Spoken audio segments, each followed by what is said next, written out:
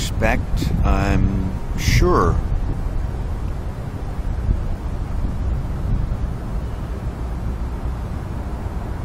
I'm joyful about the expectation that by week's end, Saturday or Sunday, I'll abstain from the zero-calorie liquids I've been taking, Powerade Zero. By then, what I'm doing isn't generating enough heat. It isn't fast enough. Our children don't have time. I can't think of a reason for not doing that, for not abstaining from liquids. And I can think of 204 billion reasons why I should. My work is done. Everything you need from me is done. Google Unviolent Peacemaker, all one word, and look at the library now on the Pirate Bay. Look at the Start Loving blog. The most important book on earth. There's a tab at the top. Resurrecting Your Unviolent Warrior, a personal trainer. Global Warming's Death Fast, another book in the tabs there. Oh, they're rough. They could be improved, but they're enough for the 2 in a million, 3 in a million souls that, like I, would gladly suffer 1 million deaths, 1 million starvations, would joyfully suffer 1 million institutionalizations, 1 million incarcerations to save creation, to save our next 200 billion children from ecocide. It's enough for them. It's way more than enough for them. It's a lifetime of work there for them that they could digest sufficiently in months while they're running to save our children. The library's pretty much done now. You're a fool if you don't check it out, or heart dead or soul dead. And by the way, if you have any guts, you ought to look at the ones with only 1 or 2 seeds, and you ought to seed them. You won't get caught.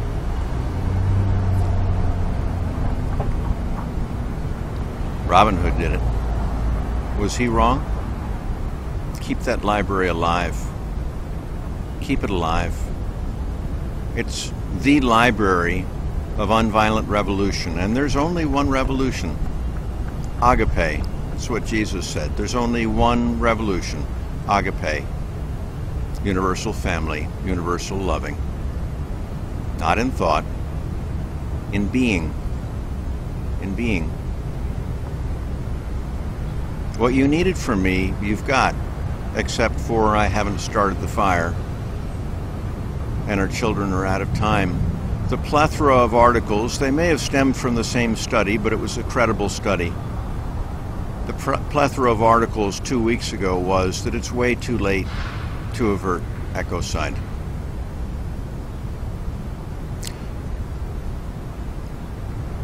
Well, that's untrue. It won't be too late to avert ecocide for another 10, 20 years.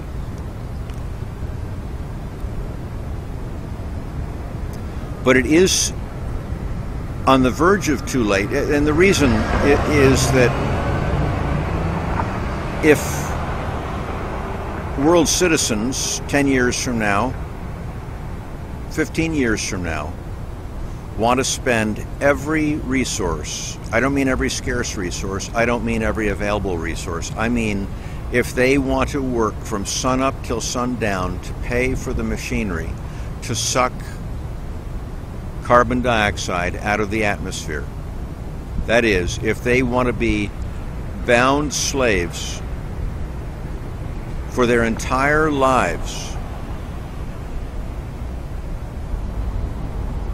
to pull the carbon dioxide that we're putting up in the next 10 years at our current rate,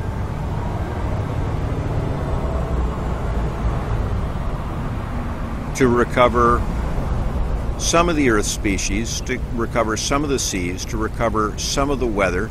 It's the reason we've proliferated over the last 10,000 years, the habitable weather systems. They can do it.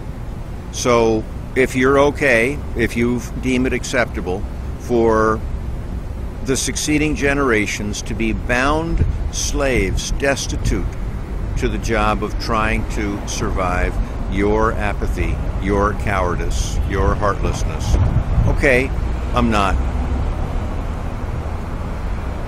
That's economic genocide. That's spiritual genocide. All the things that nice left-leaning liberals like to care about, they'll be off the table forever. Look what happens when the economy goes down. Look how dead our hearts go. Look how off the table go our left-leaning concerns. Now imagine can you imagine the scientific and technological and economic clarity that best case, if we don't start bending the emissions curve down 6% per year starting now, then what I just laid out will occur. That's economic, spiritual, social genocide. No, not on my watch.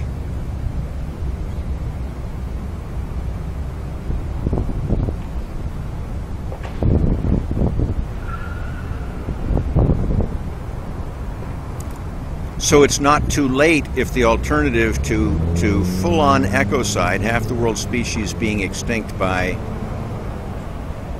the end of this century, sea level rise up 6 feet this century, up 40 feet next century, which means all sea-dwelling cities are gone, all coastal cities are gone.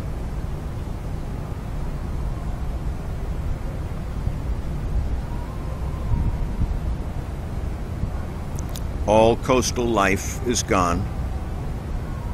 Think of that impoverishment.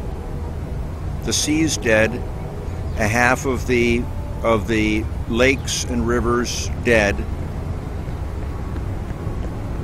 by century's end.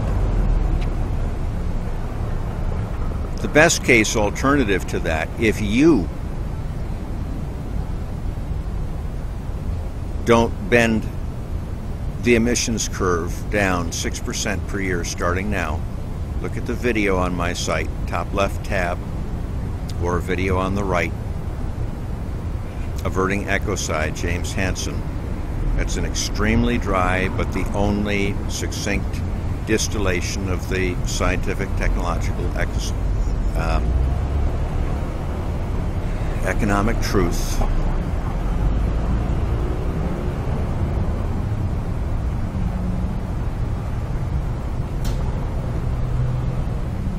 Yes, this is day 11, and it's taken a toll on my mind.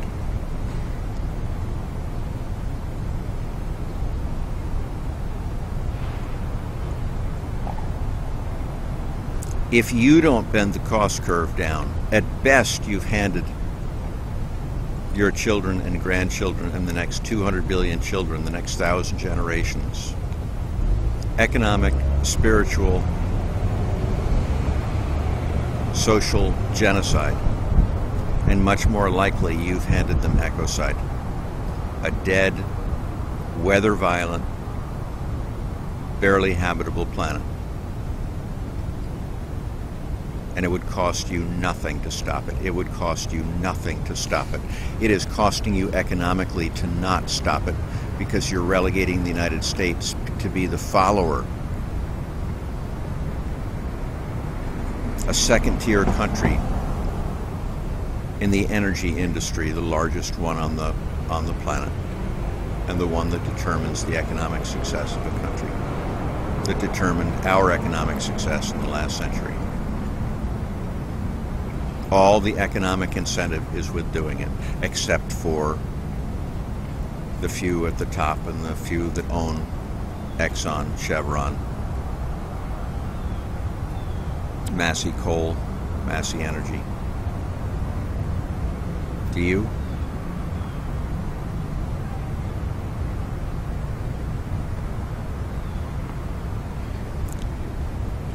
I'll have on me a confession to the FBI of the media that I've pirated, or Robin Hooded, let's say, that are in that library and the software that I've used in my work.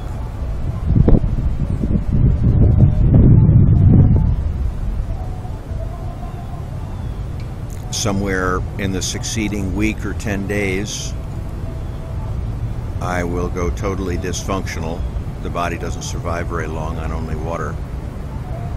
I will have a do not resuscitate around my neck. The merciful thing for me is if they observe it. But if they don't, when I wake up in a hospital, I'll pull out the tubes and I'll suffer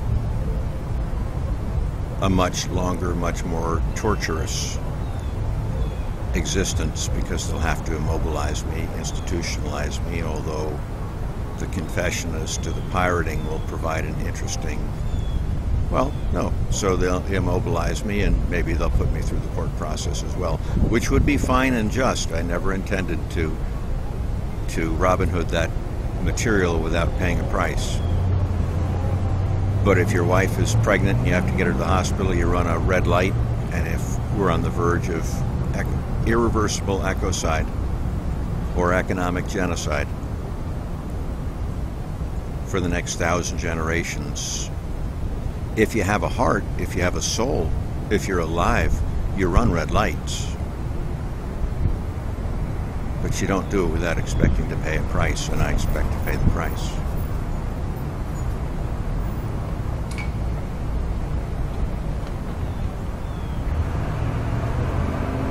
Pray for our children and grandchildren.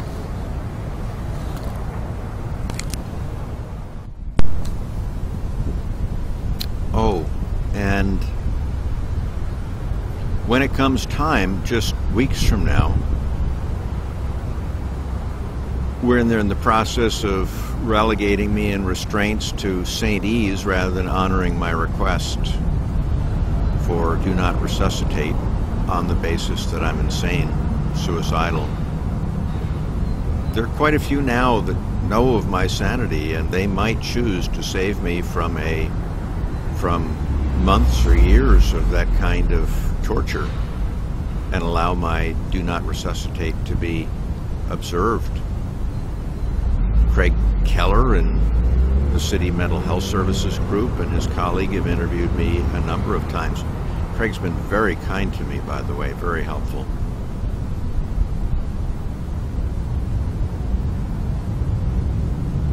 But he knows of my sanity. The folks at Christ House that were so kind to me pre and post-op, the removal of my cancerous colon, a third of it, they know of my sanity. The question is whether they'd have the courage and the compassion to come forth. My beloved, long-suffering Dr. Cardile, who's been just immensely helpful in my life. She knows of my sanity.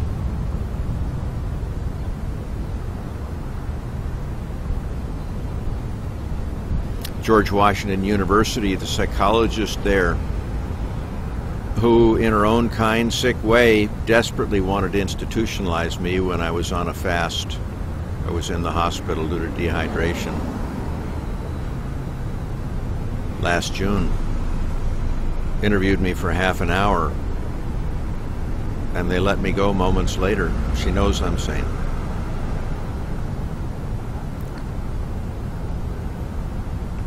Most of you in your souls know I'm sane. Oh, by society's standards, I'm crazy. Thank God, now that I've regained my sanity, by societal standards, I'm crazy.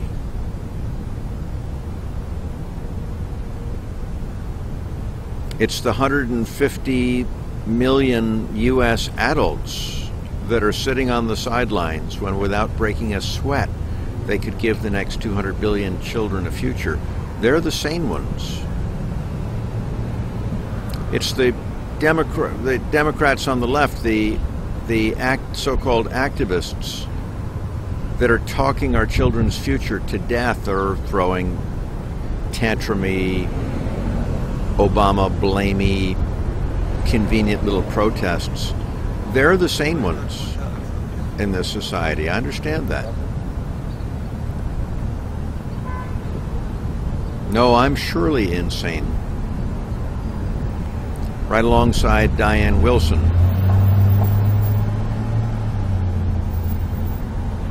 Right alongside Diane Nash, Alice Paul, Inez Mulholland, Martin Luther King, Gandhi, Jesus. They were all labeled insane by society.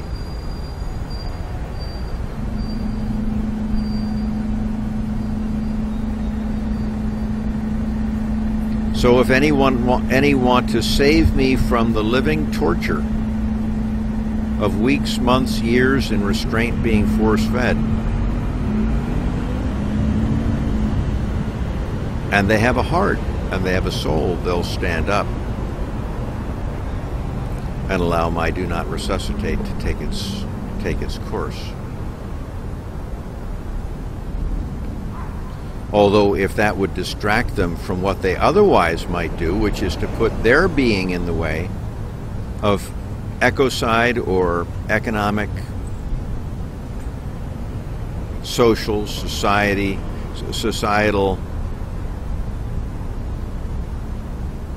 genocide for our children, then by all means, I'll happily suffer those months or years in restraint being force-fed.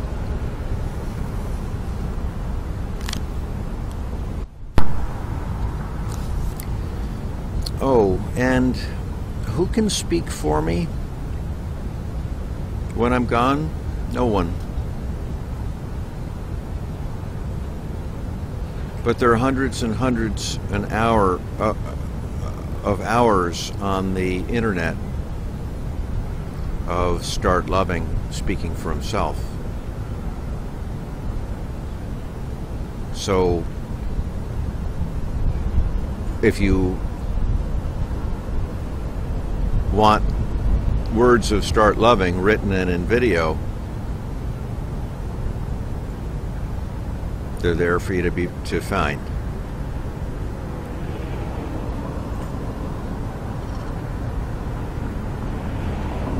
Of course, you're at liberty to have anyone speak of me.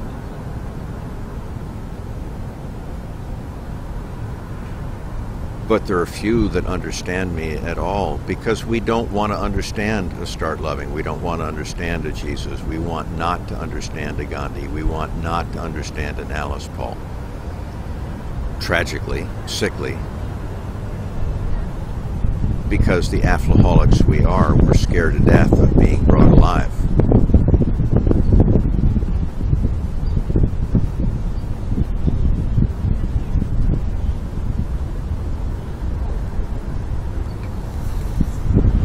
Dr. Cardile at Unity Healthcare could speak of me, and with this I gave her permission to do so.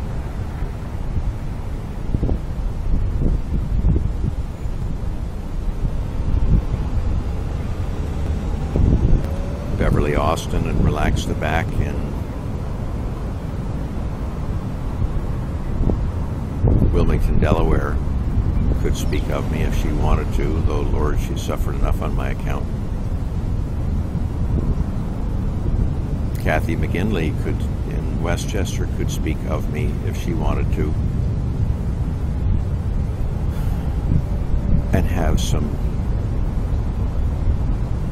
truthful things to share. Jerry Austin as well.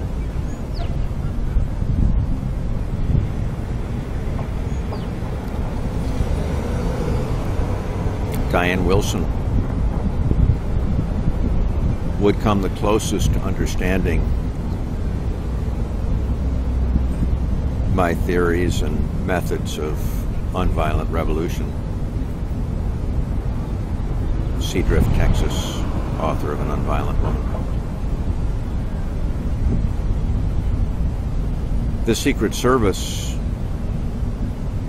that knew me for years at the White House and have observed me and sometimes spoken, what a great group here at the Canadian Embassy. They could speak of me.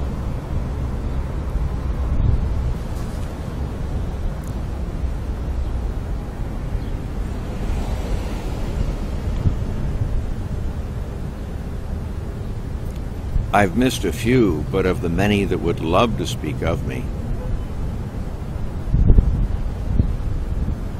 fine, but they don't have a clue who I am, what I am, and they hate what they think they know about me. So if you want truthful information, take care.